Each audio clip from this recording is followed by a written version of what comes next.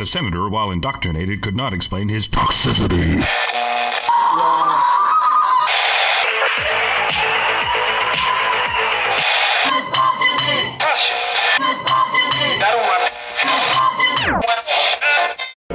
All the second stage tanks now pressurized. Astronauts report it feels good. T-minus 15 seconds. Guidance is internal. 12, 11, 10, 9. Ignition sequence start.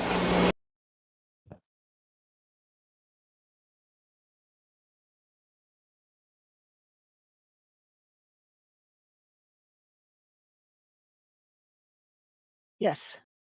Did you do the countdown? Okay, I didn't see or hear it. Awesome. Well, hello and welcome to technical difficulties with the Badgers then. But hello and welcome to HBR Talk 355. Will you DEI for her? I'm your host, Hannah Wallen, here with Nonsense Annihilator Lauren Brooks and the personification of perceptivity, Mike Stevenson, along with assistants from the Doge in Charge, Brian Martinez, and we're returning to our slog through feminist federal funding. Again, with more visits to the Department of Defense for some information about sexual assault in the military and its intersection with diversity, equity, and inclusion. Last week, we were looking at some videos. We're going to continue that a little bit this week, but we also have some other material to go through, just depending on how quickly we get through this video. It took me a minute. There's a thing I will point out about this video that I didn't even notice last week that just, when I saw it, it was like, oh, that's such a groaner. But before we get into that, gotta do what we gotta do. As always, Honey Badger Radio dishes out a smorgasbord of thought-provoking discussions, and as experiences both recent and long past have demonstrated, the provoked thoughts are fighting back. They've made it clear that for people like us, relying on third-party payment platforms like Patreon to fund our work is treading on thin ice, or building our house in the path of a rapidly growing wildfire. In light of this, we strongly encourage our supporters to switch at least their support for us to feedthebadger.com, the most stable way to help us out.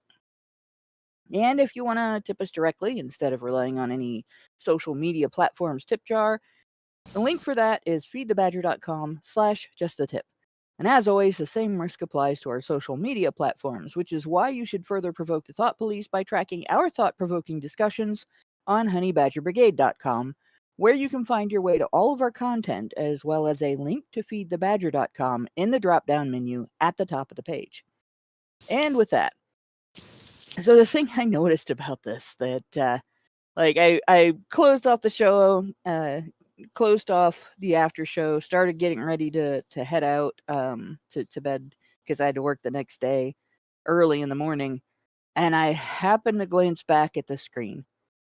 And so one of the things that we've been pointing out for years is that the gender mafia is Marxist, right? The gender mafia is communist. It's people do not like hearing this, but this is something that was inflicted on Western civilization by the KGB during the Cold War.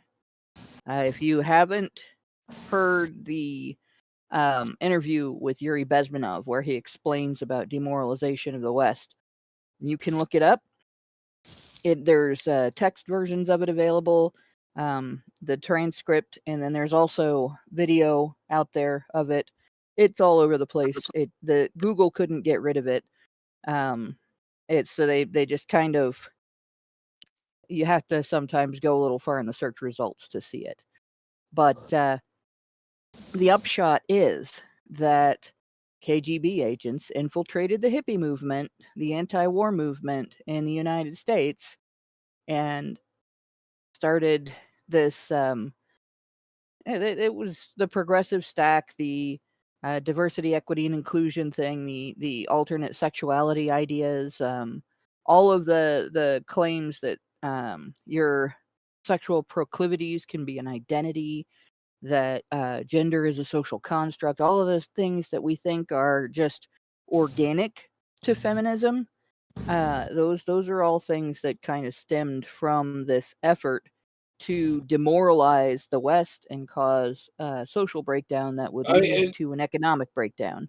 Surely, to some degree, it goes as far back as French guy, wasn't it? Fourier, Charles Fourier, who did precede the majority of the communist movement. So it's hard to if it's hard to say. It's hard to say exactly where it started. It probably didn't start with Fourier either. It's a movement that's always been boiling up, and it does boil up in any civilization that becomes too decadent, that basically runs out of stuff to do. So arguably, it goes all the way back to the Industrial Revolution, and you could just as well say a precursor to it came about because of the Agricultural Revolution. I mean, the Roman Empire fell for a reason. There were empires before that fell for a reason. Like, any time there's a revolution that makes it easier for people to exist, these proto-communists come out of the woodwork and don't have as many problems to complain about, so they invent new problems. It's like, with the Cold War and the 20th century communism, the pattern of communism in the 20th century, you get more of a, like, it switched during the 20th century from we're going to separate ourselves out from the rest of society and live the way we want to, and not be part of that, as the way communists dealt with their differences of opinion as to how economics should work and how the social order should be set up. They switched over time to everybody has to do things our way or our way doesn't work, right? And that sort of started with Marx and the movements that Marx inspired in Russia and later countries that adopted communist governments and so on. And what really struck me about this video, once I really got a good look at it, is that this chick name is actually Marxia.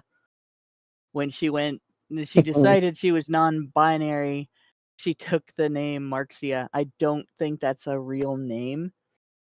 It's not one I've heard before.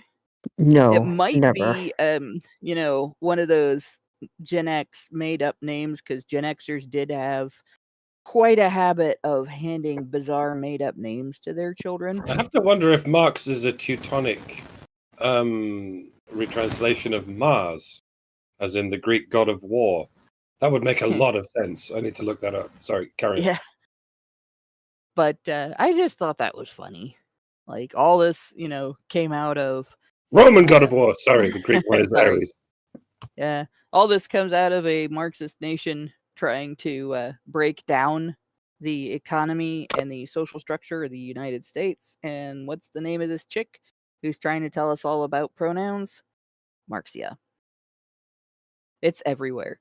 It's almost like they have to tell you what they're doing, or they can't do it. So without further ado, let's see if this video plays. I've actually had it on my screen for a few hours, so it might make me click a couple of times here. Non-binary, it's playing, yay! A man or a woman, right? Me personally, as a non-binary person, I sometimes find myself smack dab in the middle. Sometimes I find myself... Here's the question that I have with people who identify as non-binary, all right? What are you identifying as male characteristics versus female characteristics that make you think you're flipping back and forth? Yeah. Because we get told that gender is a social construct, right? So there is no such thing as real masculinity, and there is no such thing as female masculinity, or as real femininity. And yeah, there's no such thing as female masculinity and male femininity, right? You're all, you're either non-binary, and sometimes you're male and sometimes you're female, or you're trans, and all the time you identify as the opposite sex to your biological sex. But you're switching back and forth between what if neither of these have a fucking definition, then what is it? Where you go? Where are you going? It'll be sometimes they feel like a victim, and sometimes they feel like they're winning. Yes. Yeah. That is the actual binary system that they operate under. Men are always winning, and women are always victims. Yes. So I have to wonder. I really do. whenever they feel like they're victims, they go, "I'm a woman." And whenever they feel like they're winning and they want to boast about it, they go, "I'm a man." But they will never Yeah. admit that, obviously. Yeah, and it's something that I've wanted to ask a lot of non-binary people, and pretty much feminists in general. Like, what are they identifying as? What is masculinity to them? Because they can't seem to. They can tell you what's toxic masculinity, but they can't explain why those characteristics are masculine. They can't explain why those aren't just toxic traits that human beings engage in. Why do they attribute them to men? And, it's not because those are traits that women don't have. So I still haven't gotten a reason for that either. And the other thing that I wonder about, because again, you're not switching genitalia. You might be switching out the way that you dress, but I don't identify as masculine when I put on cargo pants. I just identify as being able to carry more shit without having to have a purse. Mm-hmm. Like, that's pretty simple. It's not an identity. It's just a pair of pants. But yeah, I don't get it. Leaning more feminine. Sometimes I find myself leaning more masculine. See, when she shows this, look at what she's showing here. Let's see if I can go back to this. Oop, that's too far. Right? Me personally, as a non-binary person, I sometimes find myself smack dab in the middle. Sometimes I find myself leaning more feminine. Right? Is that Beyonce? It's small and on my screen. Yes. Yes, Okay. I believe that is. So that's a star. Okay. That's somebody who her whole life, her whole career is about getting people's attention, showing off her appearance, her talent and skills in a way that entertains people, in order to get applause and praise and money, probably mostly for the money. But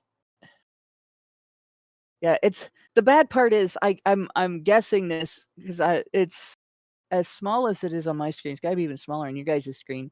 But I'm guessing this just based on the fact that she has the big hair and the sparkly outfit and looks like she's on a stage there. Because I can't see her face that well. But the Chud King says Holly Berry ? I maybe, but this looks No, like a that performer on a is stage. that is Beyonce. That is Is that Beyonce. Beyonce? And Okay. it she has become the archetypical icon for femininity somehow. Yeah. I don't really understand because, a lot of these women are single and lonely, and Beyonce is married with children. So And seems pretty happy. She's an independent woman who needs you to pay her bills. Yes, So it covers everything that it needs to cover. There we go.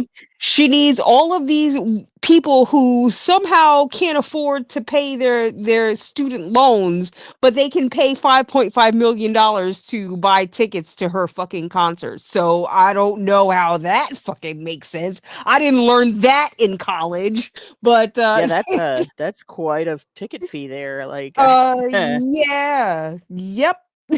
Jeez, But Pete. But hey, she's independent and she's doing her thing and she's representing women Yeah, somehow. geez.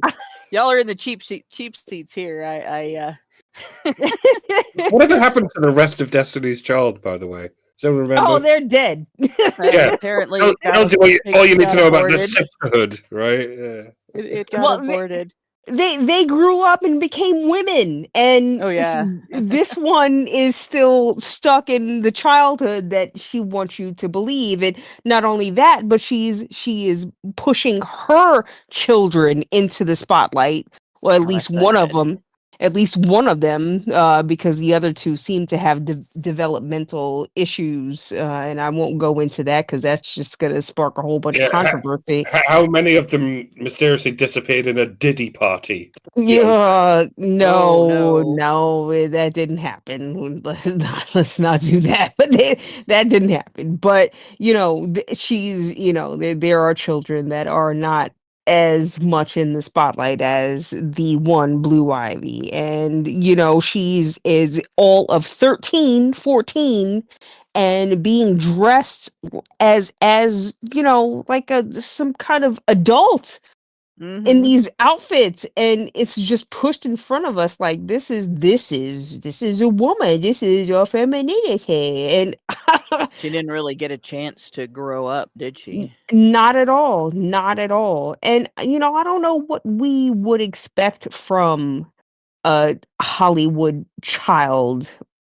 I don't know if you even want to call it a prodigy, because Right. I haven't heard her sing. Well, The only thing I've seen her do is dance, and yeah. okay, she can move, right? Any robot can fucking mimic the same fucking movements that has been taught or trained into them, right? So I don't know, and I don't want to take any humanity away from her. Maybe she is some kind of talented in some way that I'm not seeing, but if it was that evident, like if Blue Ivy was a singer, she would already be producing fucking records right now, Right.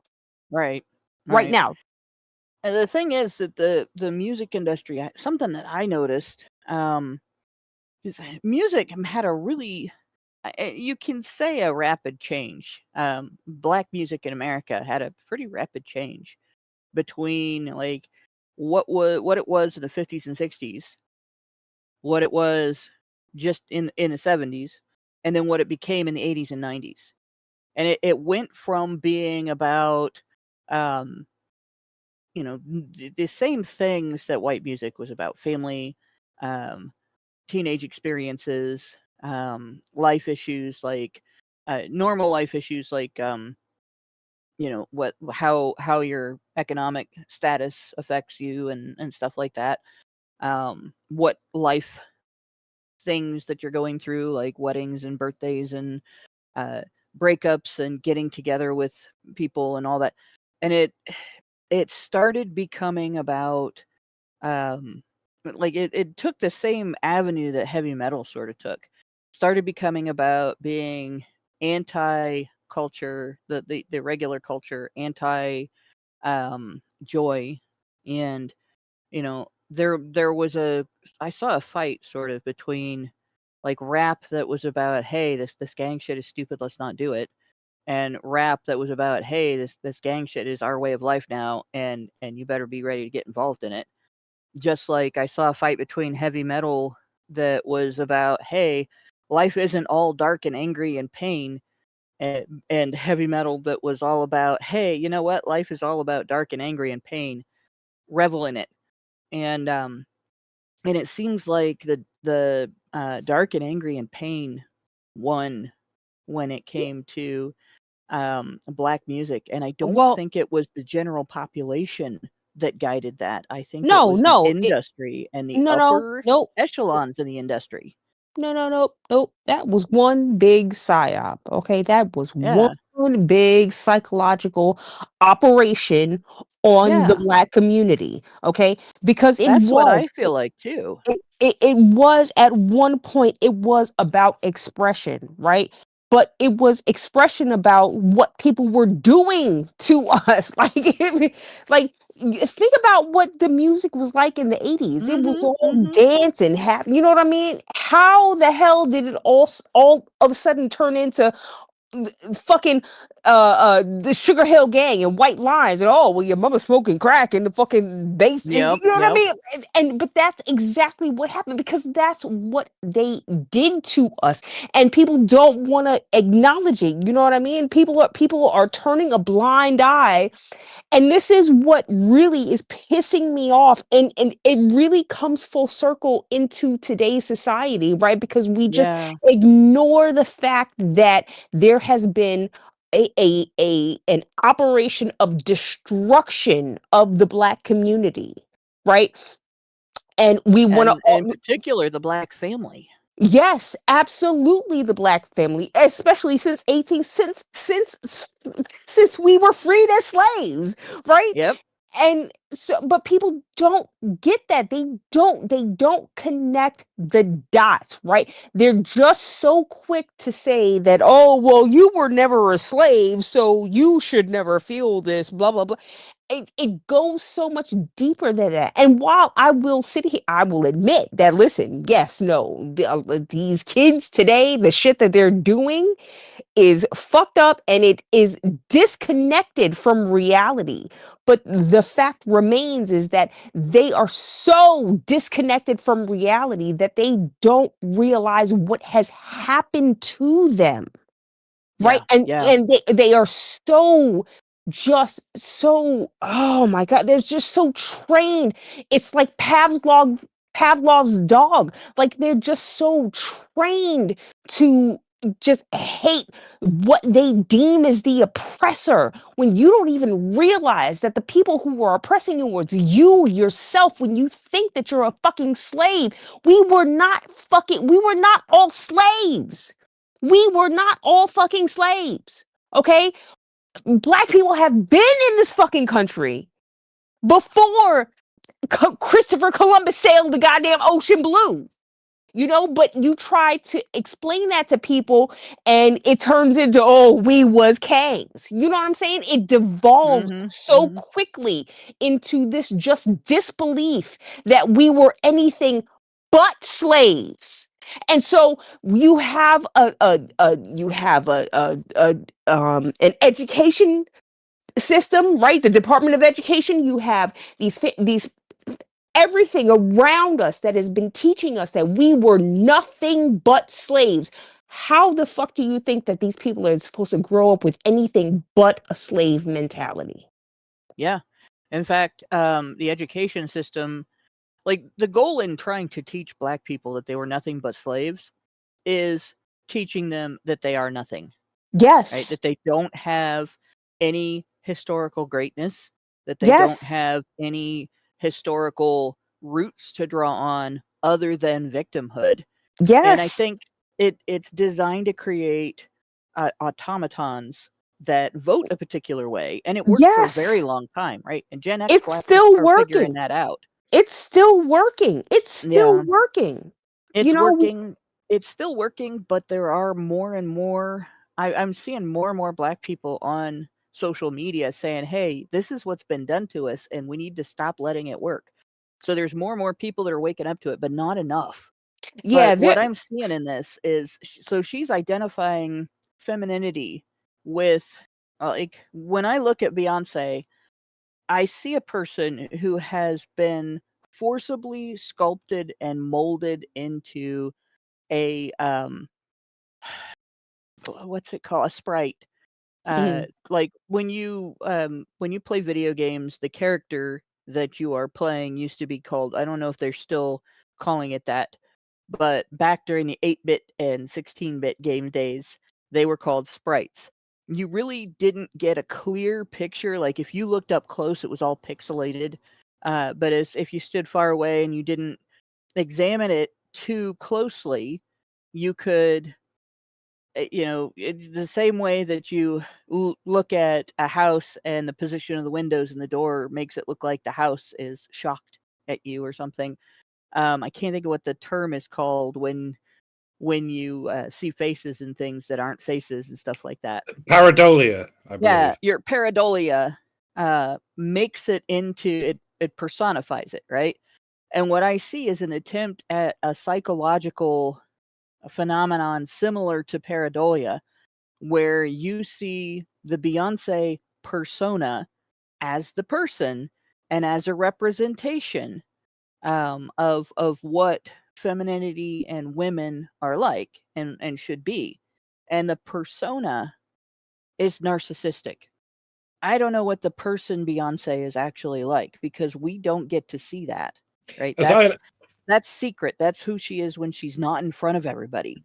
And she might be she might be narcissistic, she might be shy, she might be scared, she might be happy, she might be a million things, right? But we don't know, because what we see is the entertainer, and the entertainer is by nature a somewhat narcissistic presentation. And so that's what she's showing us. Femininity is by nature narcissistic and self-indulgent, Well, because look how opulent her clothing is. Hmm. as I understand it, Beyonce's manager is, or at least was, her dad. It was the same That's manager wholesome. who managed Destiny's Child, which would explain why Beyonce made it and the rest of them did not. Yeah. You say that's wholesome, but you could say the It same of can be the other way around. you could say the same of the Jackson 5, and that wasn't quite That so wasn't wholesome. wholesome. Joe Yeah, I mean, Jackson look Yeah. at was, Michael was Jackson and notoriously a bit of a bastard. Yeah, but he's since been ousted from the families ever since Yeah. the divorce. So Right. this is all, and I can't say that this is a machination of the mother, because I think she's just there and holding on because I'm the mama, right? But Right. I think like they have autonomy over, well, I'm sure Beyonce has autonomy over, what she does and how she is, what contract she signs, right? This is Right. not, she's not under the behest of a parent, right? She's far beyond that, because she's now into the billionaire range of her Right.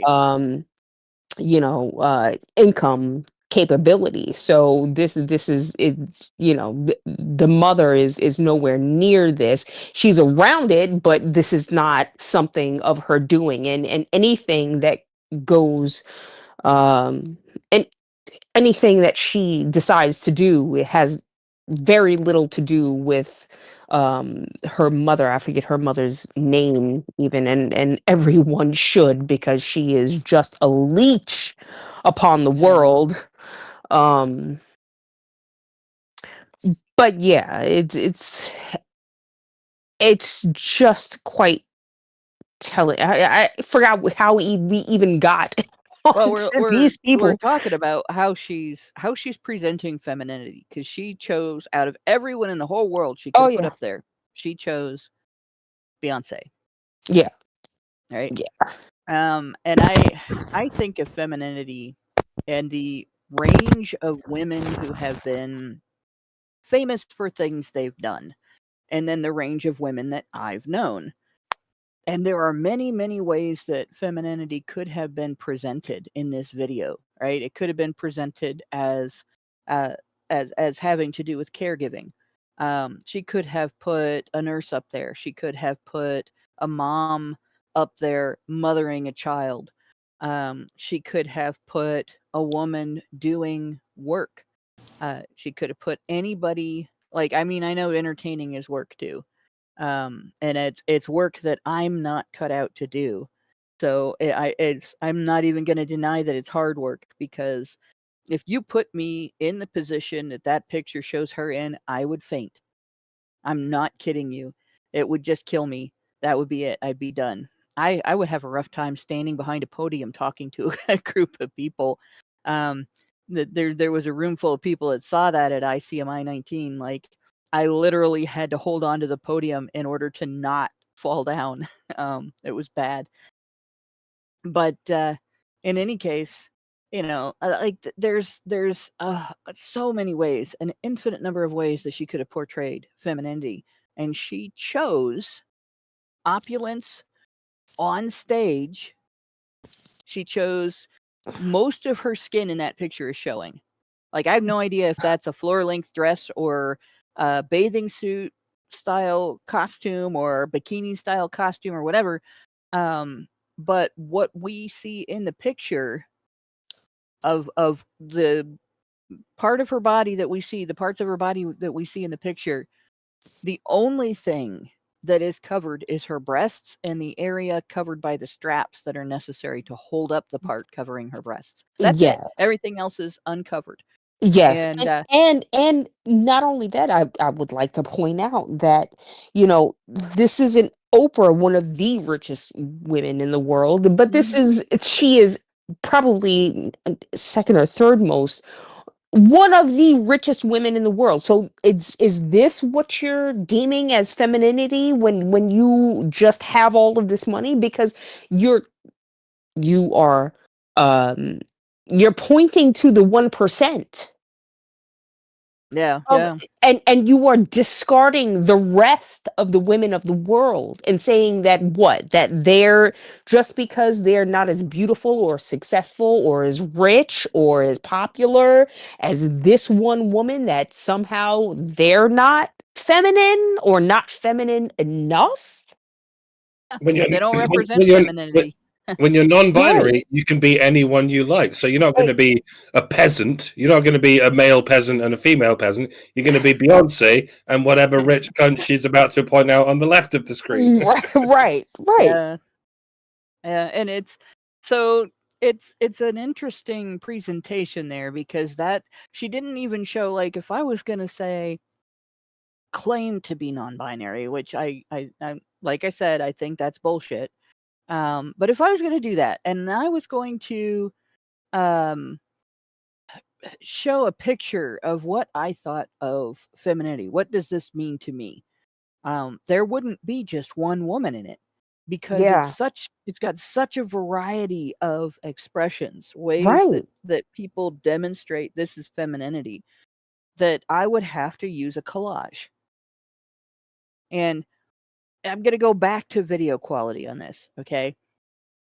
These videos that they came out with, the minimum price, the shortest number that I saw for any of these videos that they came out with was like $3,000. All right.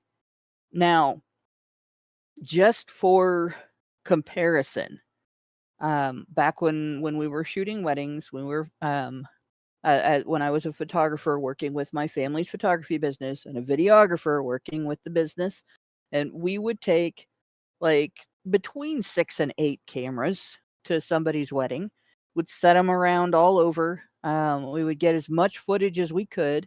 We would show the entire wedding from multiple angles. Made sure that way that we always could see the faces during things like the kiss or the hands during the ring exchange and stuff like that. There was a lot of work that went into that. And then at the end of it, we had a lot of production that went into it where you took all 6 to 8 cameras video and you watched through all of it, which was, you'd watch it on fast forward, but it was still um quite a lot of video to go through. And then you took the scenes that would be the most pleasant memories from the wedding, or the things that they would most like, if somebody's grandmother did something special, or somebody's great uncle showed up that they hadn't seen in years, or something like that. Um, that that there was some special thing that took place during the father-daughter dance or the mother-son dance or anything like that. You made sure to include that and give it some emphasis and everything. By the time we got done, there's music behind it. There's the scenes from the wedding didn't have music, but there would be the whole wedding. There would be a large part of the reception, every highlight of the reception. There would be all of that was in there, and then you had um, any other special things that they might have wanted included, like still images. So there would be a slideshow at the end, and then we'd put our little, this is who made this video at the end of that. And we, for the whole thing, going to the wedding, doing the photography, doing the videography, producing the video, producing the wedding album, we still, for all the services put together, charged what today would have been under $2,000. And for 3,000 or more, this might have been more than 3,000 because the other video we watched was only a minute long. This is what we get. This is what we paid like at least $3,000 for, possibly more, possibly $5, $6, $7, $8,000 for her to put a picture of Beyonce on the screen to represent femininity as a whole. And I'm not going to tell you how I'm spelling that. So what does she think of masculinity? Feminine. Sometimes I find myself leaning more masculine. So I don't know who that guy is. I can't see who that is. That And it's looks not- like a stock image of a man. It's in a not because suit. they all look alike. I'm not saying that. But no, It just looks like to me as a stock image of a man in a suit, and I don't recognize him because I can't see his face. But I got no fucking because, idea.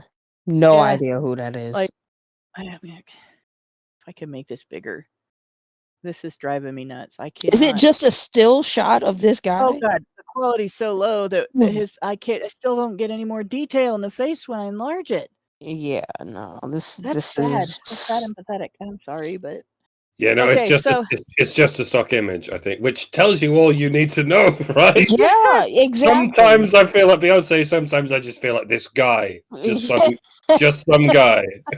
just some dude in a suit. And notice, okay, where Beyonce, of course, was represented by an image where most of her skin in the image, that's on the body of parts in the image, is showing. Most of his skin is covered because he's in a suit, right? Then this is not a red carpet suit, right? This isn't a going to the Oscars or the Emmys or whatever, like public masturbation activity the entertainers do. I mean, Like, you none can't of that. you can't It's even tell how fat his business suit. wallet is. No, Well, his But- suit would give you some indication of that. Like, No, I mean not necessarily. she ain't messing with no broke nigga. well, and the thing is, and gosh, I want to give credit where it's due, and I can't remember his name. This happens every time I try to remember somebody's name on purpose. But the guy that did the talk at ICMI in London, I don't remember I think it was ICMI 18, where he talked about how men are often defined by their collars and their cuffs on their clothes, right? You have white collar work and blue collar work, and you have the priest's collar defining, who he is. His identity is defined by who he is. I wonder if she ever identifies with that aspect of masculinity. I'm sure that there's going to be somebody in my chat that'll remind me. I remember the guy you're talking about. I just don't remember his name. 'cause Yeah. entrance was really cool. He came in with bagpipes, and I love bagpipes. I'm probably like the only person on earth who loves bagpipes. But in any case, what he said really struck me because I come from a family that is a mix of higher income blue collar and lower income white collar. Like, the white collar men in my family are educators, and for the most part, although there are now there's a lot of the guys in my family that have become engineers, because you look back at my family history, it's like somebody took the autism shaker and just drizzled it. And we got the good end of it, where you have the high IQ and you love math and you build things and take things apart, and we get the bad end of it, where you take things apart to figure out how they work, and then you realize that you weren't supposed to take that apart.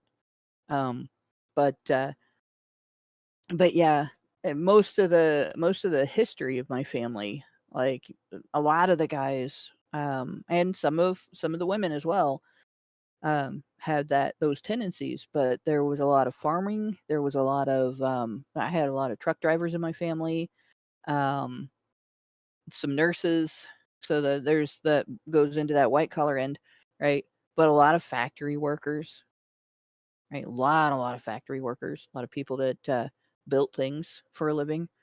And so on that side of the family, the lifespan was dramatically affected by your collar. And a lot of the blue collar workers and a lot of like the farming end of it, the clothing obviously for a farmer has to be more utilitarian as well because it's dirty work and hard work and dangerous work, right? But yeah, the collar frequently did affect your lifespan.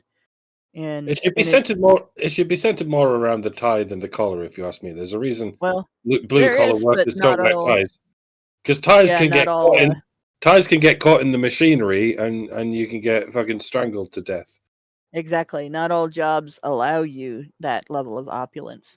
Ties Yeah, should be but phased out. People, ties are fucking pointless, and they're just nooses. Sorry, I've derailed you, Hannah. Go on. Sorry. they're kind of dangerous. But when it really boils down to it, the thing we aren't identifying men as, especially in this image that she's provided here, like she's not looking at masculinity in terms of doing an achievement. She's looking at masculinity in terms of usefulness, right? A guy in a suit is a representation of a cog in a machine, Yeah. Yeah. right?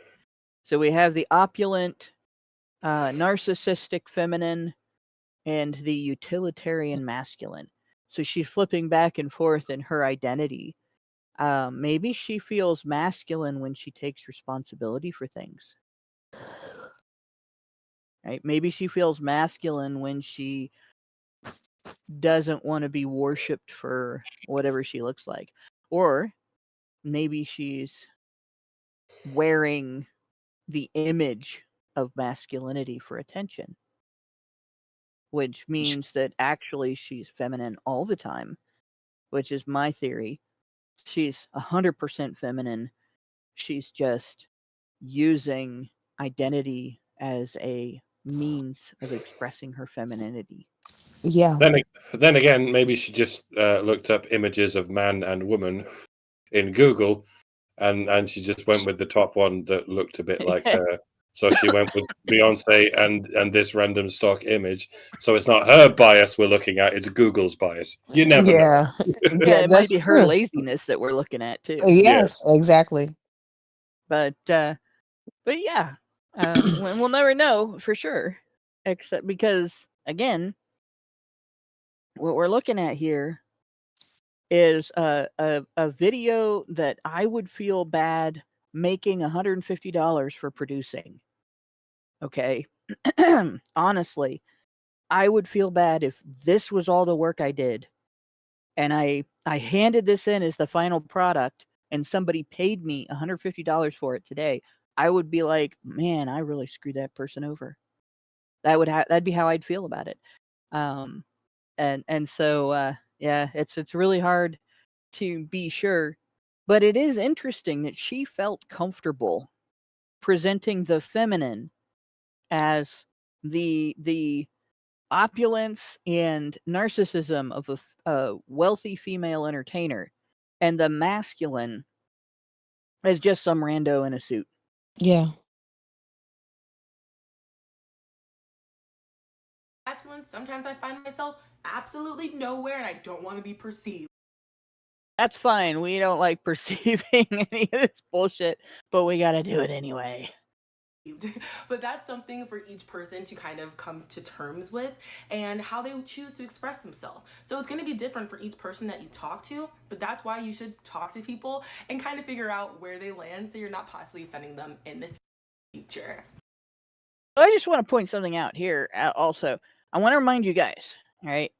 This isn't just some random YouTube video where, this is this person expressing her opinions, and this is she produced this poor quality, or the company produced this poor quality, because I'm betting that she didn't do the production. I'm betting somebody else did that. And she's probably an actor that they hired to say these things. But this was produced for the U.S. military to use as an instructional video that our soldiers had to watch as part of their sexual assault prevention training. Jesus Christ. So if you signed up to dedicate 2 or 4 years, I think the tour is 4 years of your life, to train to possibly have to go kill people or be killed in a war that our nation might fight, in some foreign country, because we haven't really had one here in quite some time. Although it's arguable that we're in a civil war right now, but our soldiers aren't being put into action. This is what you get as part of your training. Can we sue them? Because I want my money back. Yeah, I think there should be a class action lawsuit. Yeah. This is, I want to remind you, all right, this company, Catharsis Productions, has something called a contract IDV. The ID in IDV is infinite delivery. They are an infinite delivery vendor, which means this is ongoing. Jesus. The military has paid them over and over and over again for shit like this. Brian says we have 2 super chows. I see one. I don't see the other one. But it says Meredith G gave us $5, and she says HBR Talk 355. What you see with Blue Ivy is second generation stage mom behavior. Beyonce experienced it. Keep in mind, Beyonce and Jay-Z trademarked their daughter's name when she was born. Wait, what? Wow.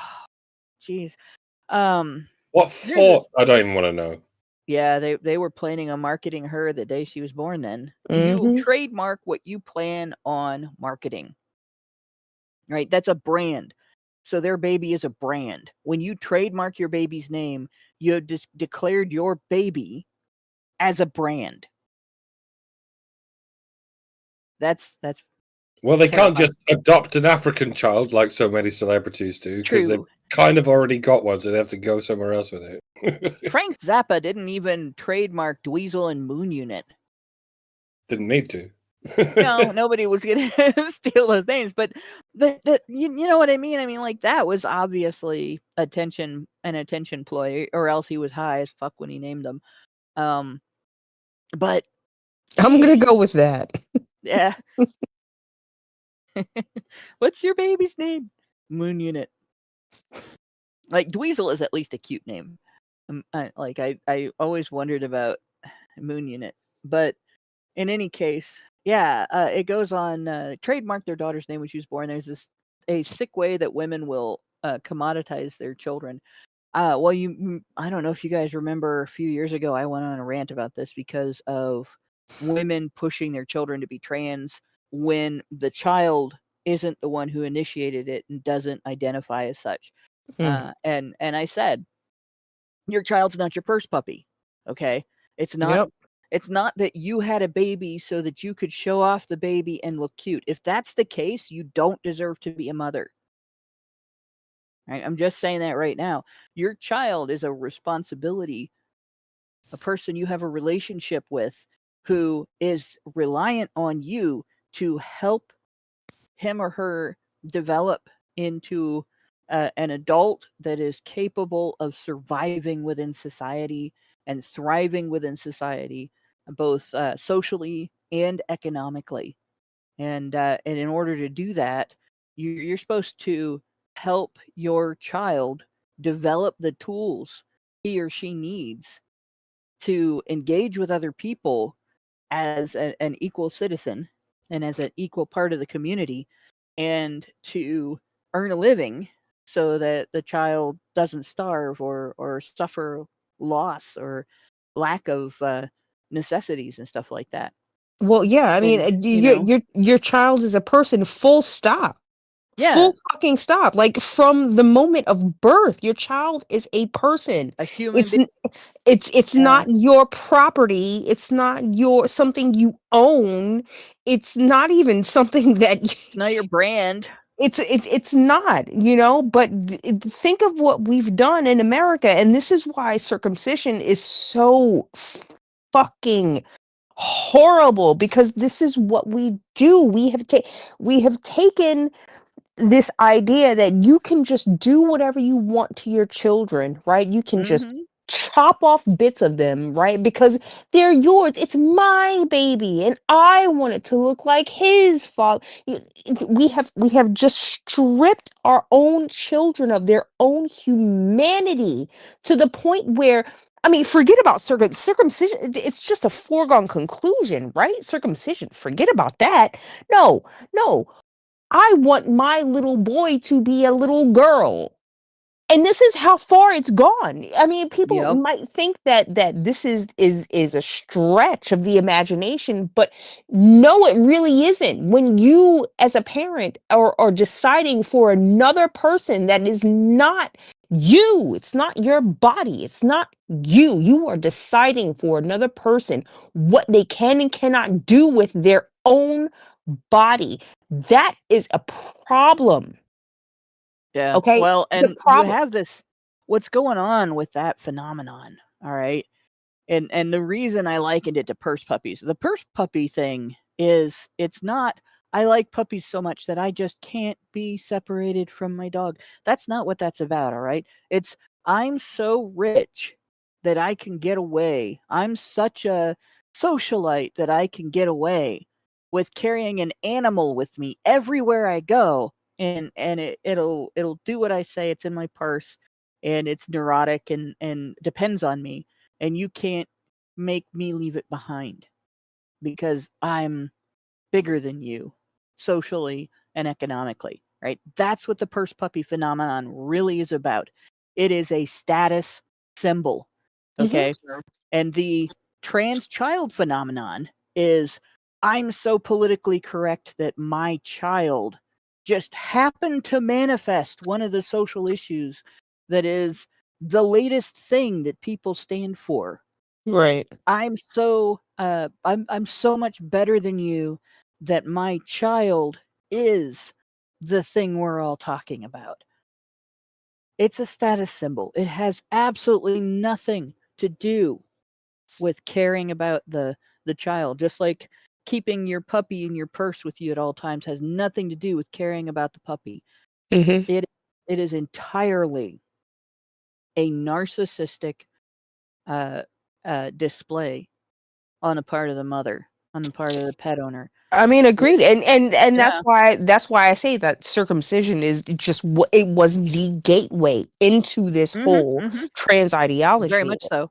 So, again, if people are not aware, Eric Klopper is suing the state of Oregon, and is looking to fundraise for that effort. But yeah, no, I'm fully on board with Oh, yeah. anything we can do to fight the government on behalf of young boys, because this is just a travesty that has been thrust upon not only them but our entire society. I mean, we are raising a damaged generations, not just one but many generations of young men who have been abused, mutilated, and just taught that, oh, it's okay, it's all right, it's all good. There's nothing, you're just fine. This is something that was done for your benefit. Yeah. And, Ugh. we've You had should be. situations where judges have actually ordered parents to consent to this. There's been one Yeah. judge that made the news for this, a and had the child not died from an unrelated illness. I don't think circumcision causes leukemia. There's no connection that I know about. But had the child not died from that illness, when he grew up, if he decided that he was upset about being circumcised, the judge cut off his right to sue. Mm, He didn't just cut off the foreskin. He cut off the child's right to sue. He actually put into his ruling that the child in adulthood could not sue anybody over this. disgusting. Yeah. Disgusting. I Like mean, that how that much tells you it was wrong when he did it. yeah, and how much more do you need to know to understand that this society does not give a shit about men. Hmm. They just do not care about you. They don't care about your bodies. They don't care about how you feel about your bodies. And let this be the other way around. Let this be a situation where we were talking about women and the government just saying, "Oh no, it's perfectly fine to just chop off her genitalia." Oh, but it's just a small incision. No fucking way would that ever be. There would be No, 10 million pussy hats walking through the streets, okay? there was a time. There was a time when the Muslim community pushed for, well, what if we just wanted to do a little pinprick Mm-hmm. in the Well, United States? And the law said no, Mm-hmm. right? Because it was girls, right? Not even just a little pinprick to the hood, but a boy, you can cut the entire thing off, the entire Yep. hood. Yep. I can report that in a lot of cities in the UK, those pinpricks are happening. Things worse than yeah. those pinpricks are happening, and there's nobody forming big mobs in pussy hats saying "down with this." They Yeah. don't. They don't seem They're to give a afraid. shit. Yeah, I They're- mean that your country is just completely being taken over Well, now by these. Michigan had a woman who was tried for engaging in female genital mutilation, and they used circumcision law protecting male circumcision to protect her. Mm, So it's ladies in the U.S. You're on notice that this could change. The status in the U.S. could change to it not being outlawed. That genital mutilation that's done to men, that's sanctioned under U.S. law, done to boys in infancy, could also be visited upon girls. So if you don't give a rat's ass about the boys, like if you're so mercenary that you don't care that boys are being tortured, you should at least consider that this could also happen to your daughters. yeah. Like personally, I don't want it done to anybody. I think that it's anything that is cosmetic like that, because circumcision isn't a real medical procedure. It's There's not. a lot of people that try to argue that it is, but we don't do anything that dramatic for reasons that are so unproven and minor for any other circumstance, and not call it elective and cosmetic, right? Right. It's It is as sadistic. cosmetic. Yeah, it's as It- well, cosmetic though as breast augmentation. well, they say it's cosmetic. They say it's aesthetic because women like it. But women were quite fine with foreskins Yeah, for thousands of years, for for tens of, millennia. for Yeah. all of human history. It was only when it started happening that women in certain countries got used to it, and then because they were so used to it, they just wanted to have it the same way that it always existed. You have to go back to why it originally happened, and it was to reduce men's uh, sexual experience, to reduce men's Yeah. Well, and what sexual it represents too. fulfillment, and that the whole reason behind that was sadism. That people didn't want men to experience sexual pleasure because that would hold them back from having too much sex, or indeed just too much sexual pleasure.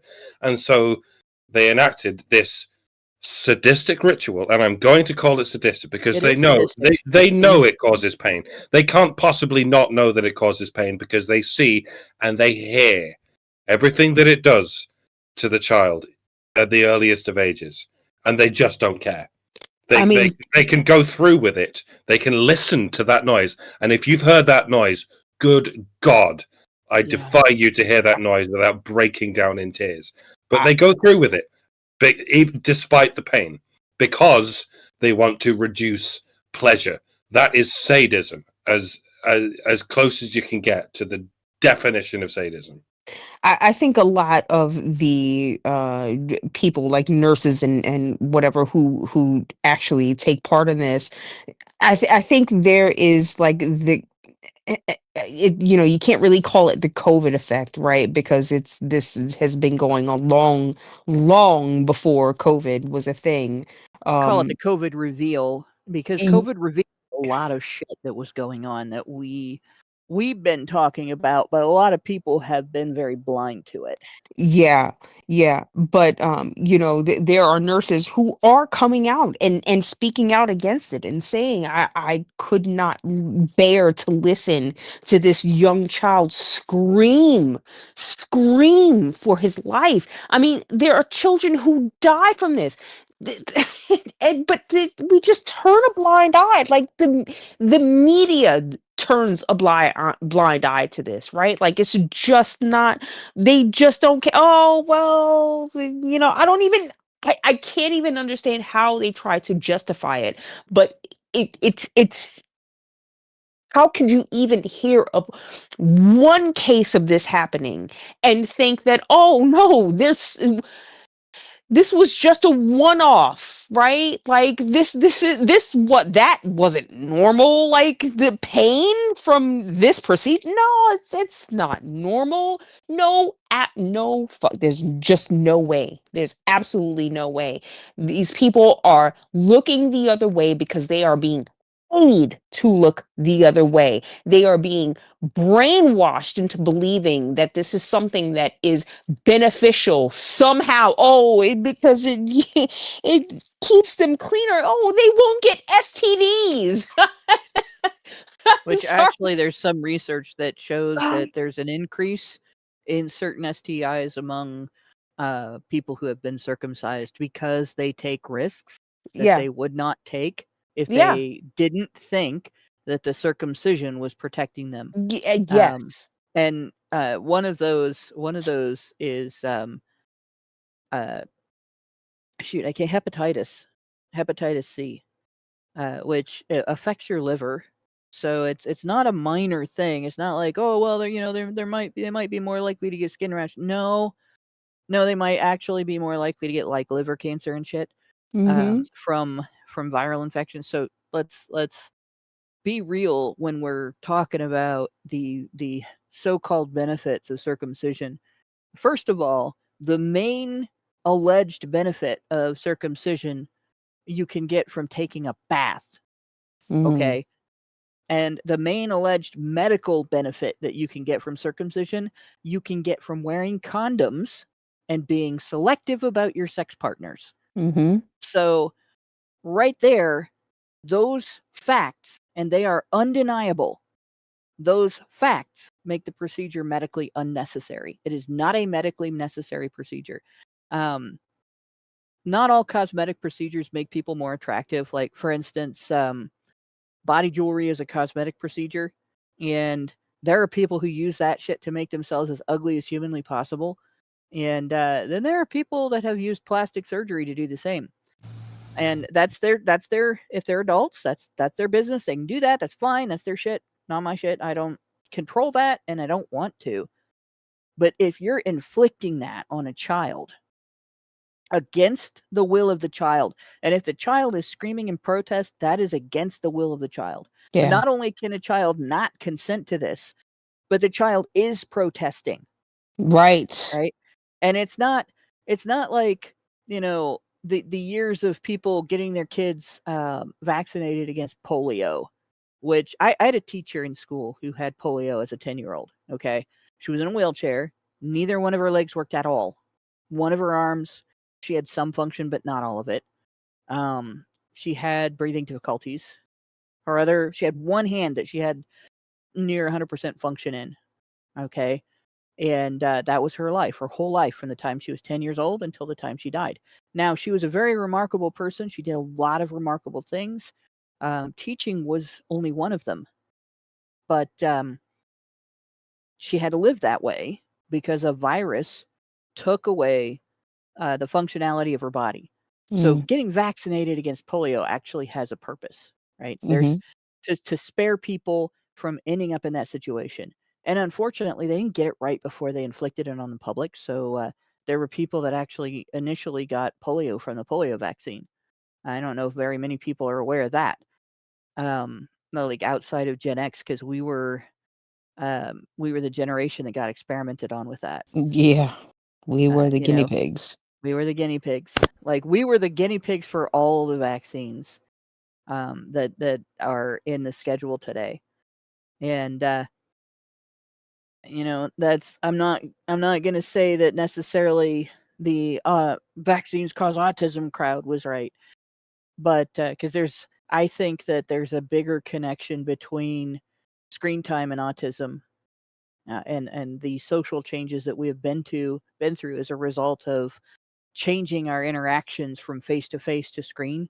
Because I've noticed a deterioration in my social skills as a result of that, and I see it as a direct result. But there was quite a bit of experimentation there, and there was quite a bit of damage that took place that wasn't necessarily within the scope of that hysteria.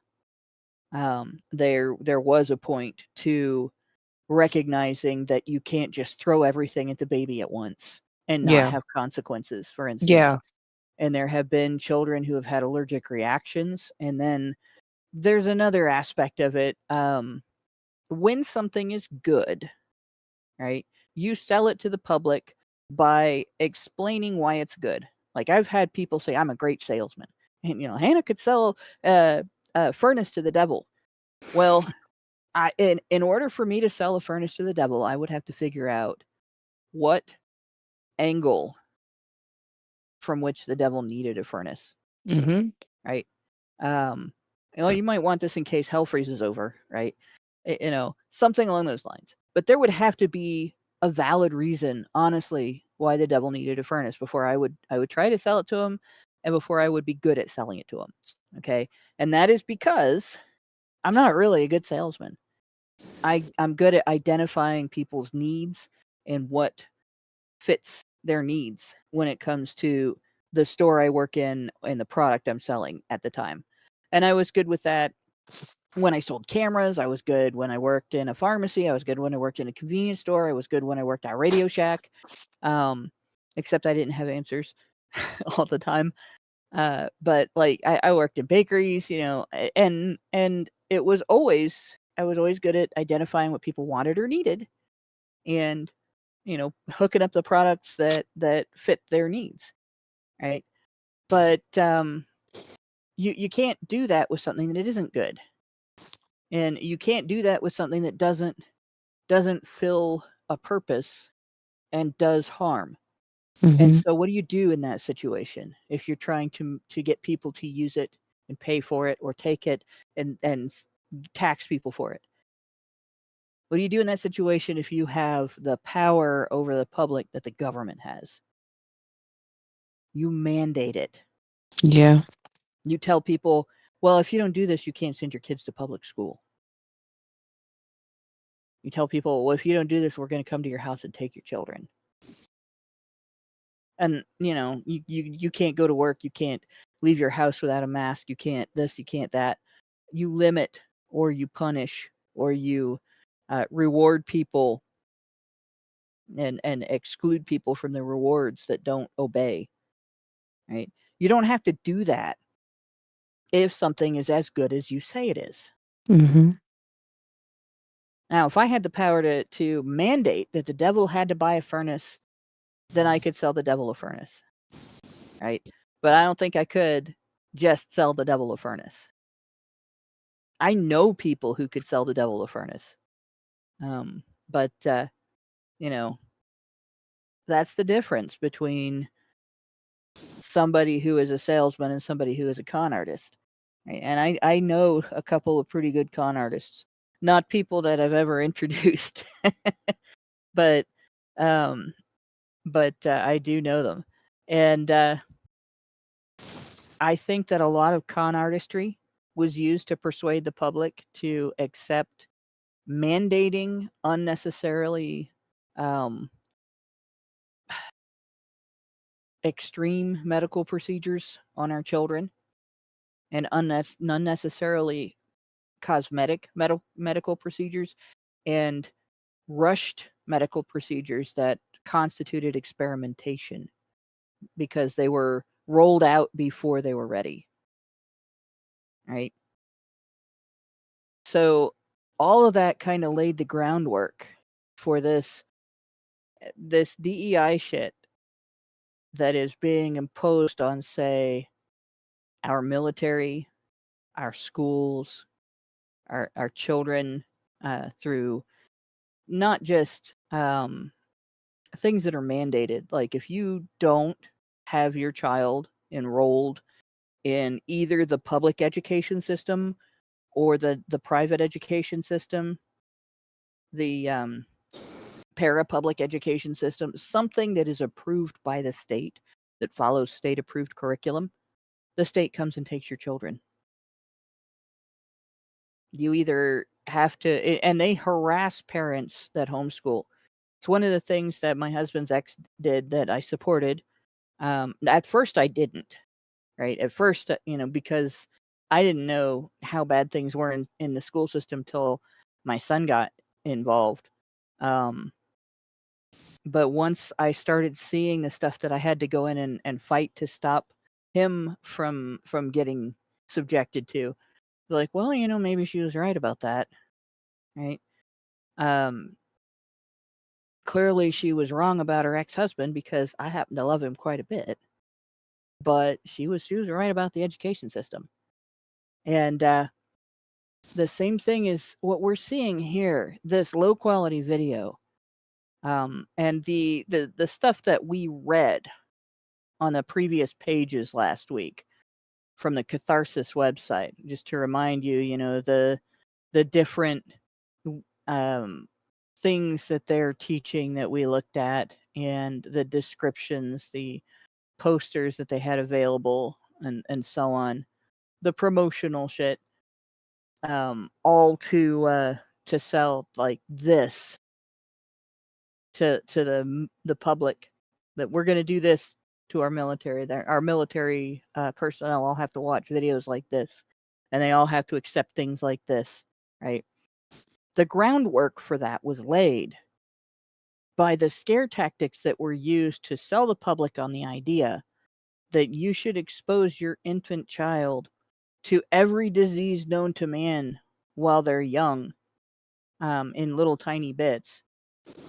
The same type of medicine, by the way, that your doctor tells you doesn't work. Homeopathic remedies do not work, except vaccines, right? Because a vaccine is a homeopathic remedy. And that works. But if you overdose somebody, you get consequences. And, we weren't allowed to question that. Our parents weren't allowed to question that. And we're not allowed to question it today. And this DEI shit, none of this would have happened if more people had stepped up 50 years ago and said, why aren't we allowed to question that? I'm questioning it right now. Instead of saying, shut up, we want, to be able to send our kids to school. Don't ask questions.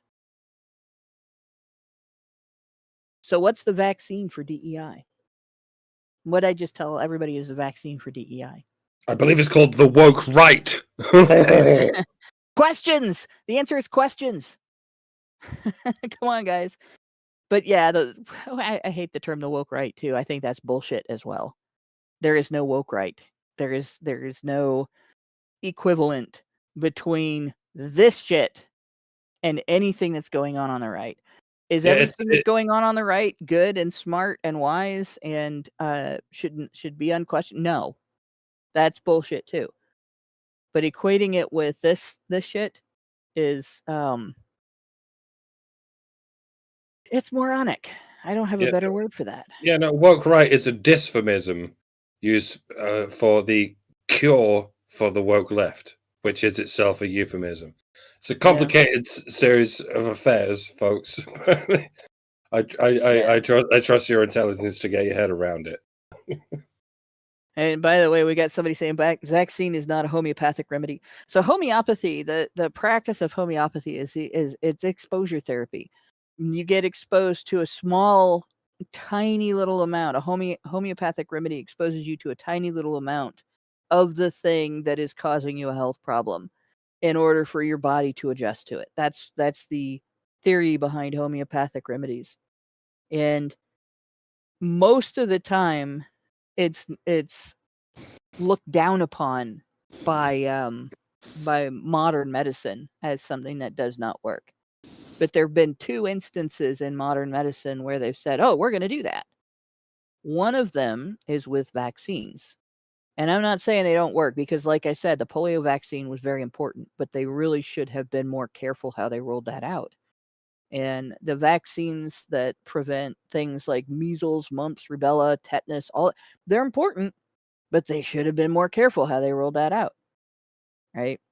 And the only difference between a vaccine and let's have an amount so tiny it almost doesn't exist, a theory in homeopathy, is that the vaccine says, oh, well, let's have a attenuated or completely dead, one or the other. Attenuated is weakened, weakened virus or a dead virus, instead of a full living virus. So its effect is still so tiny it almost doesn't exist. And that's still homeopathy. Allergens, allergy shots are the other one, and those work. And the only difference between that and straight up homeopathy is that the allergens are combined with a substance called immunoglobulin that helps to change the way that your body responds to the allergen. And it does work. I had 20 years of allergy shots and saw some of my allergies, the ones that could be affected, because not all of them can be, reduced from high levels that made it almost impossible for me to just go outside and live in the world, to all I have to do now is take over-the-counter allergy medicine. I don't even have to take steroids like I used to. So it's a dramatic change in me. But in any case, it's all stuff that if you're going to do something like that, if you're going to go through a medical procedure like that, you have every fucking right to question it. Ask my doctor when I was growing up, the first thing she did was take questions from my parents about what is this for? What's the effect going to be? What are the risks? What are the benefits? How long are we going to have to do this? Is this going to have any negative effects that are going to last for life, and that kind of thing. And like at the bottom of the list was, can we afford this? But most of it was about the health impact of the medical course of action. And that is the normal way that you handle a course of a medical decision. You go through and you find out every bit of information about how it's going to work and how it's going to affect your body, good and bad, and you weigh all those bits of information against each other, right? And you get a second opinion if it's a very serious decision. Like if somebody said, well, you need to have a surgery, you go to another doctor. Do I really need to have this surgery? Is there something else that we can do instead of having this surgery? And that used to be standard procedure. Insurance companies used to require a second opinion before you could have a surgery. And if the second opinion didn't approve the surgery, then you didn't get the surgery.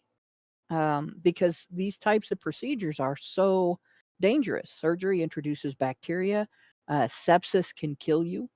So this is essentially like how this type of serious decision making is supposed to work. And during the lifespan of Gen X, everything changed from you go and you find out what your options are and get all the information about the benefits and drawbacks of those options and how they're going to affect you and what you can handle and so on. And then you make a decision to your medical team tells you what to do and you do it or else. And sometimes your government makes your medical decisions for you. And sometimes your insurance company makes your medical decisions for you. And you don't really get a say in the matter, even if you have perfectly valid objections. And I really think that a lot of that paved the way for decisions on everything else, including how you think what you believe, how you live your life, what your identity as an individual is, and how you parent your children, what you teach them about forming their identity, and so on. Right? And that's so when we look at stuff like this, and we end up sometimes diverting into other aspects of non-consensual imposition by the government, don't forget this is all related, because it really is.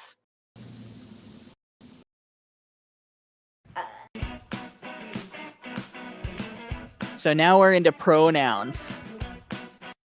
This music, by the way, Horrible. this is like, it reminds me of the kind of thing that they used to put into presentations for junior high school kids. This I could have sworn that was an ad just now. My ad Yeah. spidey senses started tingling when that music came on. It's okay. So other people that grew up in the States, tell me this doesn't remind you of the DARE program. Mhm. I dare you to tell me that this doesn't remind you of the DARE program. All right. Especially Gen Where Xers. do pronouns fit into the mix? Well, I'll tell you, person who's listening to this video, I'll tell you. Notice she doesn't have pronouns for us. Well, you is a second person pronoun, but I identify as we. I'm a schizophrenic. or you might be a game system, depending on how you spell it. I'm we you. I'm Oh, there both we go. we and you. I'm we, you, and us. I am the Father, the Son, and the Holy Spirit. There we go. You'd better call me by my chosen pronouns. Sorry, go on. My pronouns are actions. You can't say them. In order to use my pronouns, you have to bring me a beer. I can't drink it anymore, but you can still bring me one. Right now. So pronouns, we all have them. Okay, I already said that my pronouns are they, them, theirs. Some people identify with she, her, hers. Some people identify with he, him, his. Some people. There's the first problem I have, and I first ran across this. All right, I want to say it was after America Online came out with its unlimited internet, but it was before you started seeing a lot of normies on communication sites. So like there wasn't MySpace or Facebook or any of that. Like this was before LiveJournal, before blogs, before MySpace. It was back when you know, if you were talking to other people, you were talking on message boards, bulletin board systems, chat rooms, shit like that, right? And I started running into people in the lavender. There were still people using the term lavender lads or the lavender movement back then. And it was sort of being pushed to become the rainbow movement, to be more inclusive. And then we were seeing more people say gay and lesbian. And somehow that morphed into putting lesbians first, even though the issues that were addressed by the gay rights movement were mostly things that affected, legally speaking anyway, mostly things that affected men. Lesbians had plenty of social issues. But when it came to legal limitations on how you could behave in a relationship, that targeted specifically men having sex with men and men having sexual relationships with men, not women. So like nobody tried to stop women under the law from shacking up together and having sexual relations in their own home, but they did do that to men. But in any case, I started seeing bits about pronouns where people who were transgender were debating the use of pronouns. And there was this discussion back and forth between some people who were transgender versus other people who were transgender. Some people who were transgender felt that using non-binary pronouns, basically pronouns that didn't identify you as male or female, undermined their status as the gender they identified with instead of the sex they were born as. And then others felt that because there were people who were never going to identify them as the sex they identified as versus what they were born as, that they needed something that was more in between. And then there were some that felt like they never made it across the transition all the way and were left with in a limbo, and they needed something to identify that limbo. But initially, what I saw in those forums was most of the people who were trans, particularly most of the people who were trans women, did not want to use alternate pronouns. They wanted to be called she and her because it undermined their identity as women if they used non-female pronouns. Whereas there were more trans men who felt like they really never made it all the way across the transition. And because of that, either it was a hormonal issue, or it was a body type issue, or the hormones didn't make them grow the hair they thought they were going to grow on their faces and stuff like that, that they didn't feel it was effective for them to use male pronouns, and they wanted alternatives. So this was something that women pushed, biological women pushed on the trans community. Now, I'm talking about just what I saw on forums that were, some of them were specifically like rainbow movement or lavender movement or what you would today call LGBT, alphabet soup, whatever. And some of them were other forums that were open to that, like the Pagan and Wiccan forums, some of the left-wing forums that I actually would go into argue about abortion, and then I would see posts about this. And I didn't get much into the debate personally. My opinion on it is those pronouns, those alternate pronouns, aren't real, and we shouldn't use them. It confuses the issue, and they're designed to prevent people from treating objective reality as objective and real. And the big issue I have with it being imposed on our military, besides the fact that we shouldn't be being asked to pay for this, is that the absolute fucking last thing we should want in our soldiers is any challenge to their ability to identify objective reality as objective and real. Not even the tiniest. We want them to be able to see what is real, know what is real, and respond logically and rationally to it. So I have major objection to this part. Just saying. Before I dive more in, anybody else got anything to say? No, I'm good over here. Okay. Let's move on.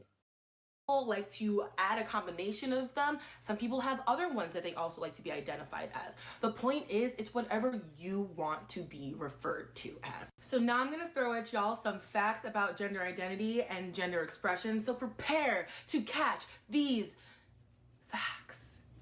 Something tells me these are not going to be facts. Yeah. What really gets me is how she's talking down to the soldiers like they're children. Have you noticed that? These are supposed to be the best of the best and the strongest of the strong. And she's talking to them like you would talk to a third grader or fourth grader. That was slang poetry. Or really, No, it was not. I'm gonna tell you guys the facts instead. Yeah. How was that poetic? I don't understand. It can't be factual and poetic at the same time. Well, I didn't hear any poetry. Or any facts. That's true. It was neither. Fact number 1. There is no one way to look like a man, a woman, a non-binary person. Okay, so she presented one way to look like a man and one way to look like a woman. And now what she's saying is there is no... What? Like anyone, like any archaeologist who can dig up a skeleton can tell you exactly whether it's a man or a woman. I don't know what kind of biologist, whatever kind of biologist, osteoparologist or whatever it is. I mean, AI can be trained to tell the difference between men and women, even when it comes to organs. I mean, apparently there's even an AI that can tell that can study a heart and can tell you what race of human being it is. They can study the brain or the pelvis or any part of the body and tell you whether it's a man or a woman, or a black or a white or an Asian or whatever. Yeah. It's I won't say it's remarkably easy. It's kind of difficult to tell the difference between these things, but machines can be trained to tell the difference between these things, and very intelligent humans can be trained to tell the difference between these things. So, yeah, what you're spitting, lady, is not facts. It's a complete negation of facts for the sake of your propaganda. But you probably know that already, and you're going to call me a racist for saying this. Yeah, probably. And yes, if you disagree with this, guys, just so you know, because we have been told this over and over again, you're infected with the isms and the phobias, and you need to go to get disinfected at woke training camp somewhere or something. There is no one way to look like a man, a woman, a non-binary person, a trans person, because we all are complicated human beings. So, and that's why she only had one picture for what is a woman and one picture for what is a man. We're not going to express ourselves the same exact way. If we had to express ourselves the same exact way for each gender, we'd all be doing it wrong because none of us look alike. See, to me, this is an argument against gender identity, right? Because if you can do it differently and be the same as gender, then you don't need a spectrum of genders. You need to be able to recognize that being a man can have a variety of ways that it is expressed, and being a woman can have a variety of ways that it is expressed. And there isn't necessarily a right or wrong of anything that isn't I don't have to be responsible because I identify as this, right? As long as being an adult is in there somewhere, and being an adult has the same definition for everyone, in that there is a level of accountability that is expected when you're an adult, and a level of responsibility for the consequences of your actions on yourself and other people. A level of seriousness about taking responsibility for your own welfare and some responsibility for the welfare of the people around you. Like that's all that you need to add to being a man or being a woman, to make anything else that you determine as part of your human identity and your sex as valid. Right? The only thing that makes it invalid is if you use your identity as a means of getting away with unaccountable behavior. So there is no reason to have this whole gender identity discussion. You don't need non-binary. It doesn't need to exist, because there isn't anything too masculine to identify as a woman, and there isn't anything too feminine to identify as a man, as long as adulthood still is defined by personal accountability. And it goes right down. It goes right down to blasters. Like, I know an embryo doesn't look like... Literally, the moment a sperm enters an egg, it could either be a sperm with XY or a sperm XX. So literally at the moment of conception, you are binary. Unless Yep. you are like 1 in 1,000 cases that's intersex. And that is not the same as non-binary. It's certainly not the same as whatever the fuck you're talking about. Bitch. Yeah. Unless you're identical twins. Then you do look alike. Like, she had to add that. That's hilarious. That still doesn't mean that you're... Fact number 2. Your pronouns are important and should be respected. So No, they're not. Not a fact. Lie. Not just my God. misinformation. We're not just calling it misinformation. Do you notice that? We're calling it fucking wrong. We're using Germanic words. It's a lie. It's wrong. We're not just pissing about with these fluffy Latin words. It's not misinformation. It's a wrong lie. What you're telling are wrong lies. We're able to say these things because we're not just dicking about. Oh my gosh.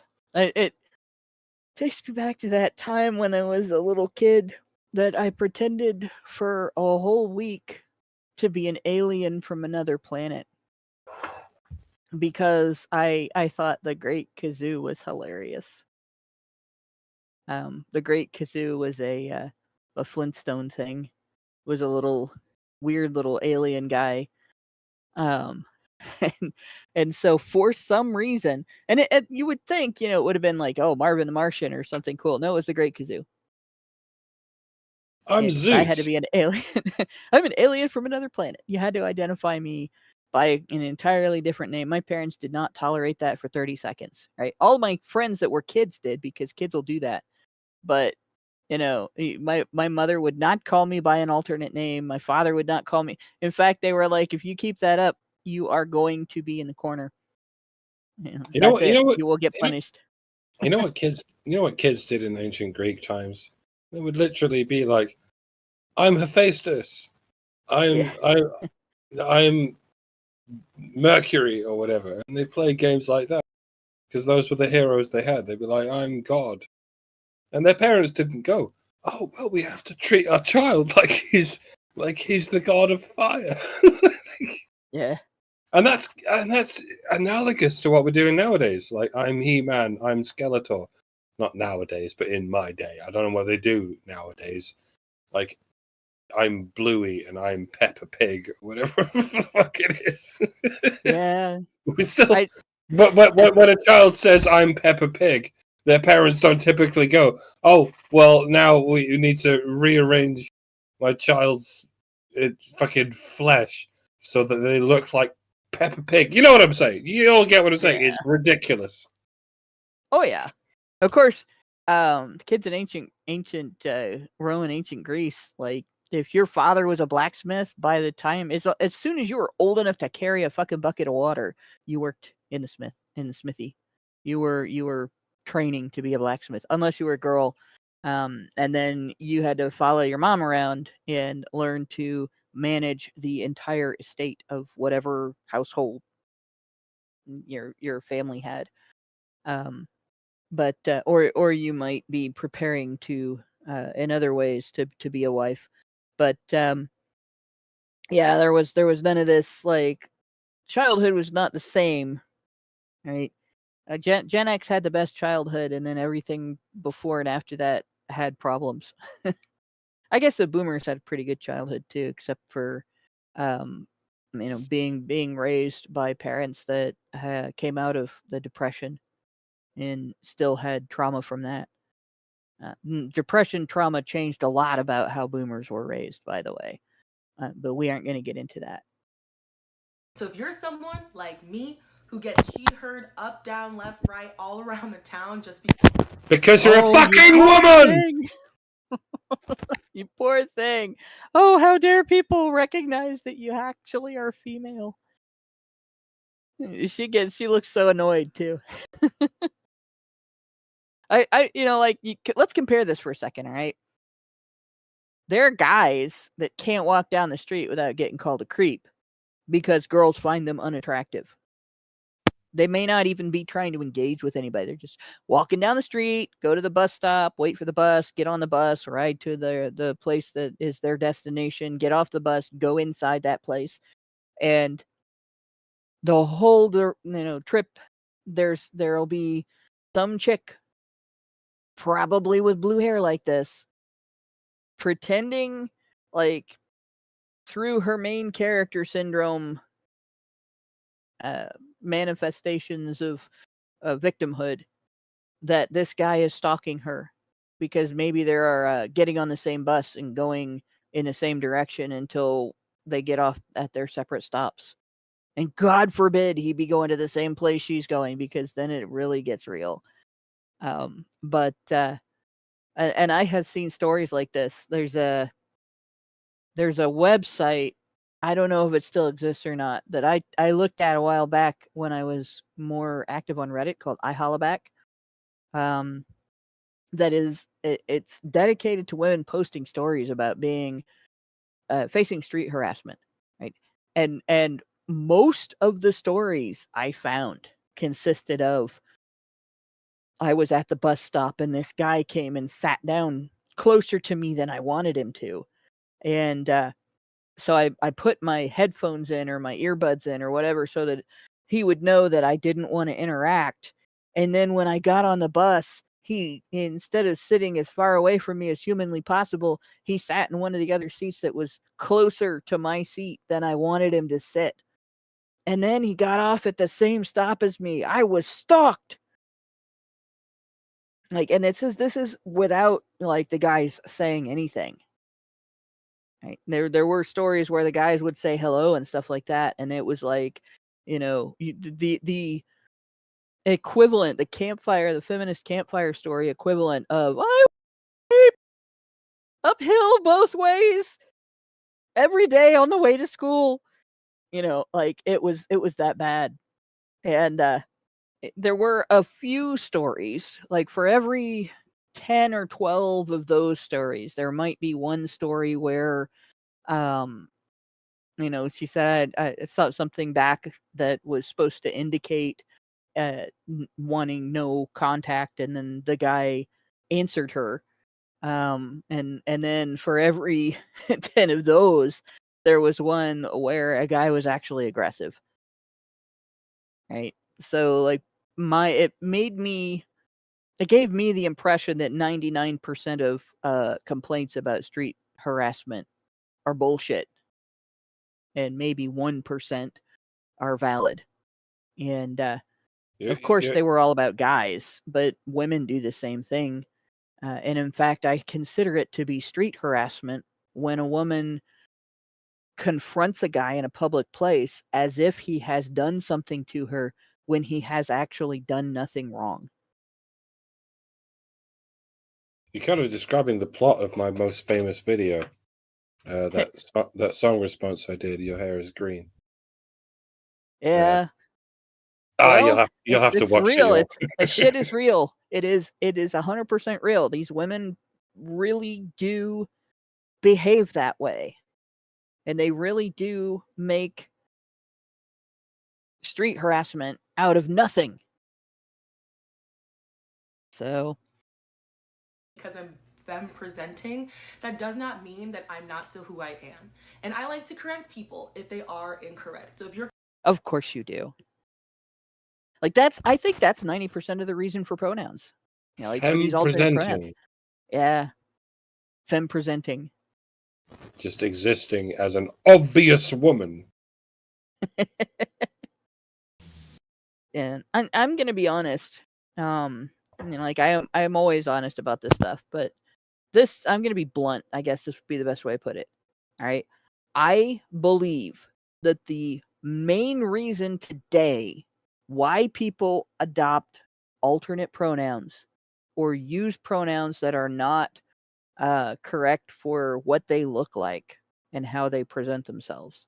The main reason that they do it is so that they have something to crab at other people about. and accuse other people of wrongdoing over, so that when you say sir, and they can have a temper tantrum and a meltdown and yell it's ma'am. I think that 90% of the time when somebody is using these or whatever the other 99 new pronouns that have been invented out there, bleep, bloop, bop, and all the bullshit, I think that when they use that, the entire purpose of it is just so they have something to yell at you about and play victim of, when you don't automatically know that you should ask before you identify them based on how they look, based on what they're wearing, and how their face is presented. If you're comfortable doing so, by all means, go ahead and do it, because like I said, your pronouns are important and should be respected. Fact And again, I'm calling bullshit. number 3. Trans men are men, trans women are women. Okay, you see that expression?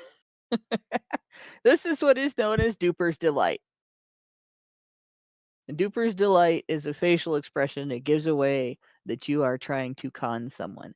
You're getting one over on the other person. You're getting away with something. Right? People can decide to respect the idea that someone's transition is their reality if they want to, and interact with that person in that way if they want to, and that is their business. But if somebody doesn't want to do that, right? For instance, and this is the same way with any other aspect of your character. People don't have to like you. Nobody's obligated to consider you their friend, even if you like them and want to be their friend. Nobody's obligated to consider you attractive, even if you feel attractive, or you are attracted to them, or you want people to see you as attractive, even if you followed all the rules and worn all the right things. Like, this is something that when I was going through school, like I learned through experience that dancing the right dance to the wrong song does not entitle you to applause. Right? It doesn't even entitle you to a dance partner or tolerance from other people on the floor that are dancing the right dance to the right song. Right? It doesn't work that way. And so people's social attitudes are not something you can dictate. And Well, it's not something, it's not a matter of people hating you because you're non-binary or trans or whatever you identify as. It's that you don't get to decide what other people think and how other people respond to the world around them. You don't get to decide what people know and what people are willing to compromise. it Period. doesn't even come down to social attitudes. It comes down to the way language works, and I don't mean to be linguistically pedantic in any way, but the whole reason we have language is to define things, and so you don't get to define your pronouns any more than you get to define your adjectives. Like, if someone sees you and thinks you're beautiful, they get to say you're beautiful, and you don't get to in turn say, no, actually, I define myself as ugly. And Yeah. and nor do you get to define yourself as beautiful if someone else describes you as ugly. And that itself is subjective, and even far more so than the idea of defining you as male or female. I mean, you can't actually know that someone is male and female until it's medically tested in some way. But that can be done. And so if someone defines you as male by looking at you, or female by looking at you, which in your case they can, my dear, because you're very fucking obviously female, Like you Yeah.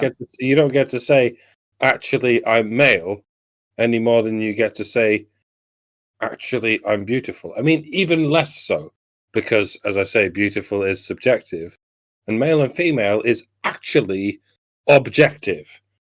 Like we have ways of defining these things. I'm sure the person on the street can't get a microscope and look at your chromosomes and see if there's a double X or a double Y.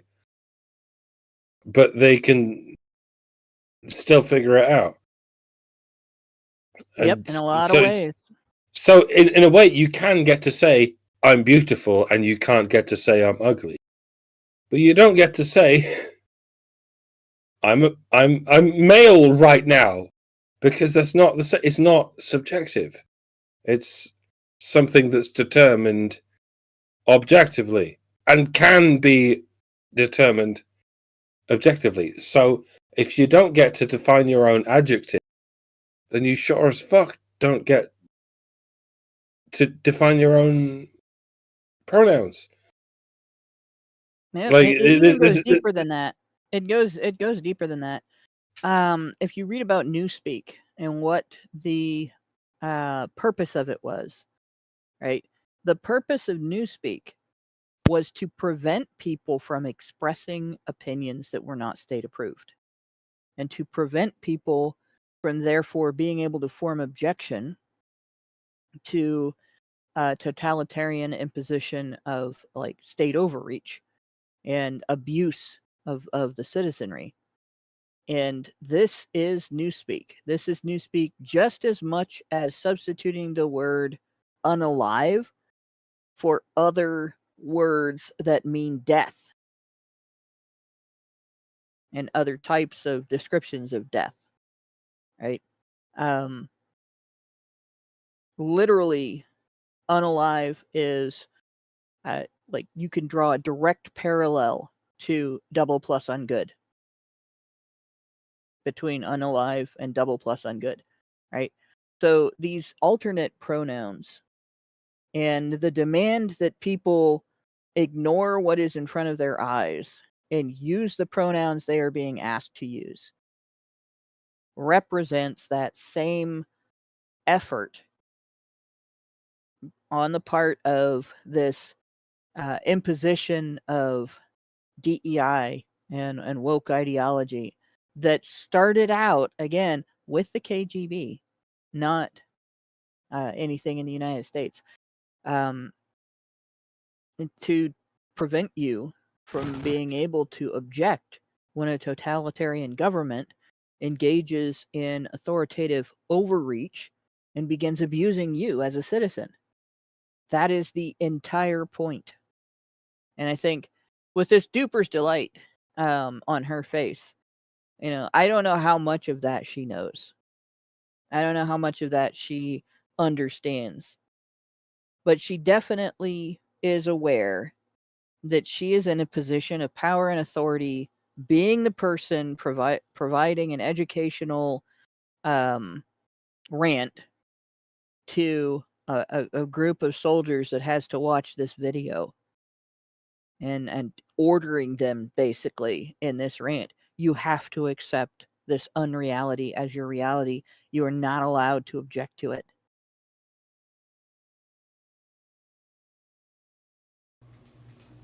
That's it. That's the fact. I don't have anything else to say. That's a fact. Anyways, bye. And bye. So, yeah, the cuteification thing gets me too. This is like, oh, if we can make this cute and innocent and sweet sounding, like if we can impose the pretense that there is nothing about this that is impositional, nothing about this that is aggressive, nothing about this that is forced, and I'm just being friendly. This is just a friendly conversation, and blah blah. And by the way, that's a very feminine way of trying to sneak things under the radar. Men don't do that normally, right? Little boys might, but adult men can't get away with it because they're too big, too strong, too hard-edged in the way they look, So they can't get away with it. Only neotenous people, so children and young women, can get away with that. And it is a cover. It is putting sugar in the poison so that it doesn't taste like poison when you're swallowing it. Oh gosh, it's almost 9 o'clock already. Fuck. I was afraid I wouldn't get to the next thing. All right, so we are not going to get to the next thing, but I am going to tell you what it is. Let me find the... So that was catharsis. All right. I don't think we have talked about... the next one is a purchase order for an organization called We End Violence, LLC. And it provides sexual harassment training support for the 70 ISRW SAPR office. And then there is, let's see, a whole list, right? Lots of money over time in small increments went to this company for a variety of things, little trainings, guest speakers, videos, and so on. So what we will do next week is we'll look at this page and this page in regard to this company. But we'll start out, I'll go back and point out the company name and what these things were paying for, and so on. So next week we'll start back up with We End Violence, LLC. Maybe we'll title that one "What's in a Name," because that's kind of interesting. And remember, this is specific to sexual violence. This isn't about all the violence, because the military is kind of, their whole purpose is violence, or at least using the threat of violence to stop other countries from engaging in violence toward us. Is what it's supposed to be anyway. But so they don't stop violence very well if they haven't ended the military. But yeah, that's where we're going next week. But in the meantime, is there anything else you guys wanted to add before I double check to see? Brian says we have 2 super chats and I still can only see 1. So I think we... Oh, okay. Okay. Did you have any observations on this, Brian?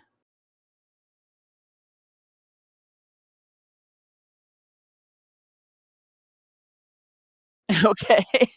Like this video for watching the video. Yeah. Oh my god. I have had to watch this video 5 times because I watched it when I first found it. And then I've watched it in between shows to make sure, do we really have to watch this whole thing during the show? And, and then I watched it during the shows too. So like every time it's been, well, we'll watch this in the next episode, I've had to watch the goddamn thing again. But yeah. So, all right. Well, in that case, thanks everybody for listening. Thanks to my 2 co-hosts for going. Sorry we had to slog through this shit, and I'm sorry we're gonna have more coming up. No more videos so far, though. Okay, no more of that. Thanks, Brian, for helping make this happen. Thanks to everybody who works in the background to make HBR Talk happen. And good night, all. We will see you next time. Men's rights activists are machines, dude. Okay? They are literal machines. They are talking point machines. They are impossible to fucking deal with, especially if you have like a couple dudes who have good memory on top of that too. Holy shit, you're fucked.